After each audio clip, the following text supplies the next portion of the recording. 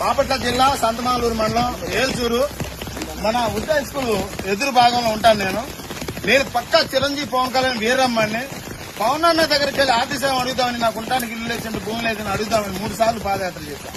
Party office కాడ ఎవరు పట్టించుకోవట్లా.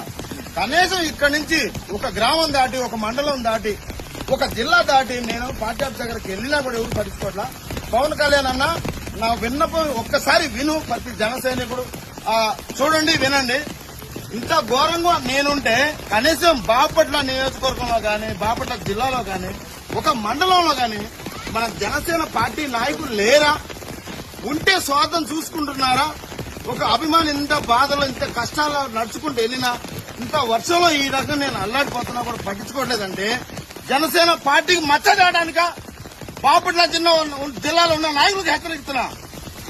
దయచేసి చెబుతున్నా, నేను పవన్ అన్న కోసం ప్రాణం ఇచ్చేవాడిని, పార్టీ కోసం ప్రాణం ఇచ్చేవాడిని, 10 మందికి అన్నం పెట్టేవాడిని. అలాంటి వాడిని నేను నాలాంటి వాడికి పట్టించుకోకపోతే ఎవరు పట్టించుకుంటారు?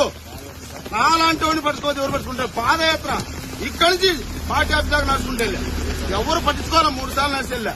ఏంది పార్టీ నాయకులు ఏం చేస్తున్నారు? మీరు ఏసీ కారులో ఏసీ రూమ్ లో కూర్చొని టీవీలో చూస్తున్నారా? ఇది కరెక్ట్ కాదు. పవన్ అన్న మీ దగ్గరకు రావడానికి ఎన్నోసార్లు ప్రయత్నించా, మీకు చెప్పాలని ప్రయత్నించా, కానీ దొంగలు ఉన్నారు. దొంగల్ని పట్టుకోండి, దయచేసి వాళ్ళు పట్టుకుని వాళ్ళని తీసేయండి. నాలాంటి పేదవాళ్ళని ఆదుకోండి. అభిమానులు కలవనేయకుండా పార్టీ ఆఫీస్ దగ్గర చేస్తున్నారు. నాకు తెలుసు, అది చాలా మంది బాధపడుతున్నారు, ఆవెంత ఉన్నారు. మిమ్మల్ని ఒకసారి కలిసి వివరిద్దామని ఆ రోజు కలవని వల్ల. చూడండి ఒకసారి ఈ వర్షం చూడండి.